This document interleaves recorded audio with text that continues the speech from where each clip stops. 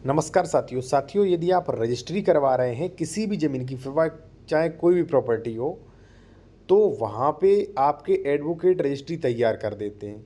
तो एडवोकेट जैसे ही रजिस्ट्री तैयार करते हैं वैसे ही आपको अपनी रजिस्ट्री चेक करनी चाहिए। कौन कौन से 5 पॉइंट चेक करने चाहिए वो आप जान लीजिए, क्योंकि अगर ये 5 पॉइंट में कोई भी मिस्टेक हुई तो आपका दाखिल खारिज होगा, पूरी रजिस्ट्री कैंसिल हो जाएगी। ठीक है, तो आप खुद चेक कर सकते हो। ठीक है, क्या पता भाई एडवोकेट के दिमाग में वो बात ना आए, आपके में आ जाए, इसलिए आपको जरूर चेक करना चाहिए, वरना रेक्टिफिकेशन यानी कि तितम्मा में काफ़ी समय लगता है। सबसे पहले तो मैं आपसे ये कहूँगा, जब आप प्रॉपर्टी खरीदते हैं साथियों, तो वहाँ पे आप कई चीज़ें चेक करें। जैसे मान लीजिए वो ज़मीन SC ST की तो नहीं है, वो ज़मीन किस श्रेणी की है, खातेदार का कौन सा टाइप है, उसका म्यूटेशन हो चुका है कि नहीं, गाटा मिनजुमला संख्या है, उसमें कितने सही खातेदारक हैं, उसकी डबल रजिस्ट्री तो नहीं, अंश से अधिक विक्रय तो नहीं है। ठीक है, उसका पोजीशन प्रॉपर टाइम पे वहाँ पे है कि नहीं है।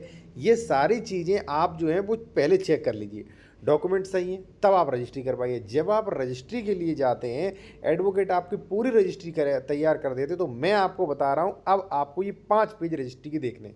रजिस्ट्री में लगभग 10 से 12 पेज होते हैं, लेकिन 5 पॉइंटों पर मैं आपके प्रकाश डालूंगा। सबसे पहले साथियों ये चेक करें कि स्टाम्प ड्यूटी यहाँ पे कितना पे किया है। यहाँ पे पूरा स्टाम्प पे किया है कि नहीं। पूरा स्टाम्प अगर पे नहीं किया होगा तो वहाँ पे दिक्कत होगी। और कितना स्टाम्प इसमें लिखा है और आपसे कितना पैसा लिया है, ठीक है, तो वो भी आपको। उसके बाद ये आर्टिकल क्या है, क्योंकि साथियों रजिस्ट्री का आर्टिकल 23 होता है, पावर ऑफ अटॉर्नी का आर्टिकल 5 होता है, इसी प्रकार अलग अलग आर्टिकल होते हैं। ठीक है, आर्टिकल चेक करें। उसके बाद साथियों ये चेक करें कि परचेज किसके द्वारा हो रहा है। ठीक है, और ये जो है यहाँ पे प्रॉपर्टी डिस्क्रिप्शन स्टाम्प आपका सही है कि नहीं, पूरा नाम पता, जो बेच रहा है उसका नाम पता पूरा सही है कि नहीं, ये आप खुद चेक करें भाई। ठीक है, पहली चीज़ आपने ये चेक कर ली।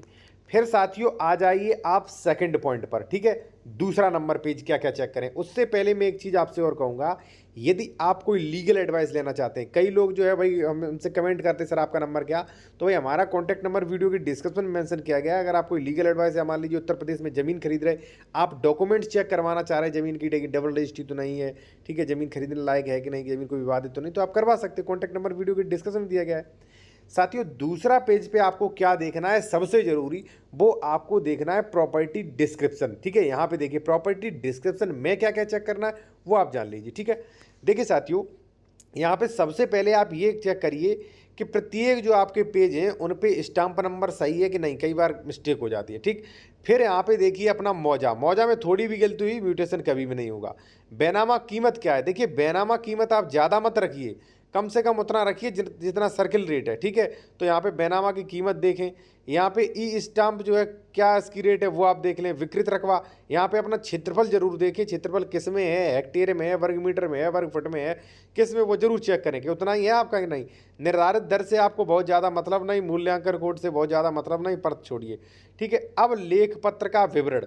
अब साथियों यहाँ पे देखिए कि कृषि की ज़मीन है, आबादी की ज़मीन है। मैं आपको एक चीज़ और बताऊँगा कि साथियों अगर यहाँ पे आबादी की ज़मीन लिख दिया, ठीक है, आबादी का स्टाम्प पे कर रहे हो, और यदि साथियों आबादी का 143 सेक्शन 80 का आदेश नहीं है, तो आप आवासीय प्लॉट खरीद रहे, तो सावधान हो जाइए, बुलडोजर चल जाएगा कभी न कभी। या जब आप निर्माण करोगे तो विभागीय अधिकारी रोकेंगे, क्योंकि आपको डाइवर्जन कराना होगा, लैंड यूज चेंज कराना होगा।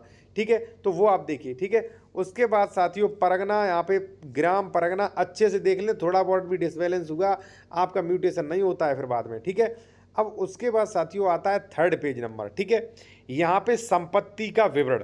देखिए संपत्ति के विवरण जो है वहाँ पे आप ये देखिए कि जो बंदा आपको बेच रहा है उसका पहले तो वो खतौनी का लिख देते, खतौनी में कुल रकबा, ये भाई खतौनी का जो है वो रकबा लिखिए, उसमें से उसका कितना है वो लिखिए।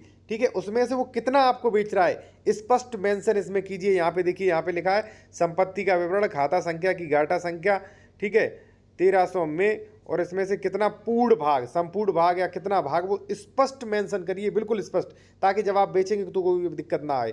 ठीक है, और यहाँ पे मापन इकाई, क्षेत्रफल, सड़क की स्थिति, यहाँ पे आप देख सकते हैं, यहाँ पे ये सारी चीज़ें चेक कर लीजिए।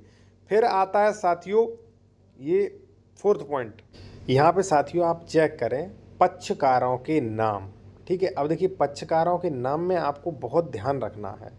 देखिए अगर मान लीजिए उस व्यक्ति का नाम जो खतौनी में है, जो पूर्व रजिस्ट्री में है, वो ही आपको सेम टू सेम मेंशन करवाना है साथियों। और प्रीफर अधिक करें, जो खतौनी में नाम है वो ही आप मेंशन करवाएं, क्योंकि दाखिल खारिज के समय कोई भी दिक्कत नहीं आएगी। अगर उसका कोई दूसरा नाम है तो उर्फ करवा के मेंशन करवा सकते हैं, ठीक है। तो जो प्रॉपर्टी बेच रहा है उसका नाम, उसके पिता का नाम, उसका पता, अगर मान लीजिए वो कहीं बाहर रहता है तो 2 पता डलवाइए आप, हाल निवासी और मूल निवासी दोनों ही पता डलवाना आपको मैंडेटरी है, ठीक है। आपने इतना डलवा लिया, ठीक है।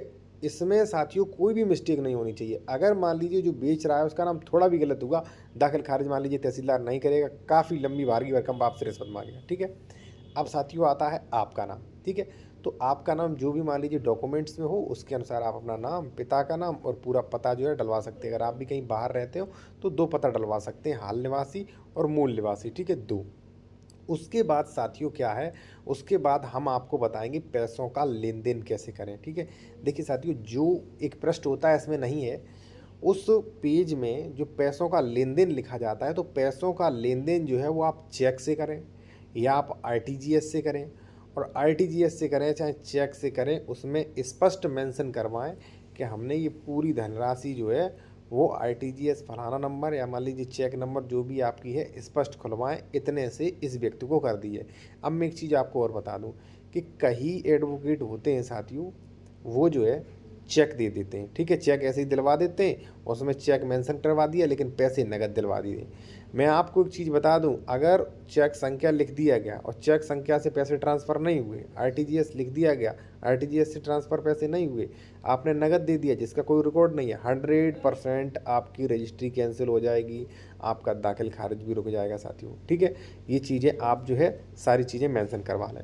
उसके बाद जो है साथियों हम चौहद्दी के बारे में बात करेंगे, उससे पहले हम एक चीज़ आपसे और कहेंगे कि जो पेज तैयार होते हैं कि इन धाराओं का उल्लंघन कहीं किया, एससी एसटी व्यक्ति तो नहीं है, तो ये सारी चीज़ें देख लें, उसमें ये भी लिख दें कि ये एससी एसटी का व्यक्ति नहीं है, अगर नहीं है तो ठीक है, कोई भी धारा का उल्लंघन नहीं किया, और कुछ भी मेरे साथ गलत होता है तो विक्रेता की जिम्मेदारी होगी, ठीक है, विक्रेता की पूरी जिम्मेदारी होगी, ठीक है, विक्रेता हमारे पैसे भी लौटाएगा, ये शर्त भी आप मेंशन करिए उसमें जो आप रजिस्ट्री करवा रहे हैं, ठीक है ना। इसके बाद साथियों आपको क्या करना है, इसके बाद आ जाइए चौहद्दी पर, ठीक है जी, चौहद्दी पर आ जाइए साथियों।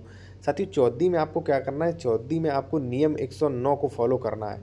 यदि उसका बंटवारा नहीं हुआ है और आप रोड पे ज़मीन खरीदते हैं तो आनुपातिक रूप से चौहद्दी लिखवाएं आप, ठीक है। और चौहद्दी के लिए आप जो भी विक्रेता है बिल्कुल उसकी जो भी सही चौहद्दी है, आप जो भी मान लीजिए प्रॉपर्टी खरीद रहे हैं वहाँ पे आपको विजिट करना चाहिए, एक्चुअली में उसकी चौहद्दी क्या है, चौहद्दी बिल्कुल सही लिखवाएं। और ख़ासकर ध्यान रहे जहाँ गाटा मिंजुमला है, जहाँ कई सह खातेदारक हैं, वहाँ चौहद्दी जो है बहुत सोच समझ कर लिखा है। एडवोकेट लोग क्या करते हैं जल्दबाजी में वो कुछ भी करते हैं, ठीक है, छोटी मोटी चीज़ें ध्यान नहीं देते, बाद में आपको काफ़ी परेशानी होती है, ठीक है। बाकी आपको कोई मान लीजिए लीगल एडवाइस लेना है मुझसे, या उत्तर प्रदेश में डॉक्यूमेंट ज़मीन खरीद रहे हैं, डॉक्यूमेंट्स वेरिफिकेशन करवाना है तो करवा सकते हैं। कॉन्टैक्ट नंबर वीडियो की डिस्क्रिप्शन में हमने दिया रखा है।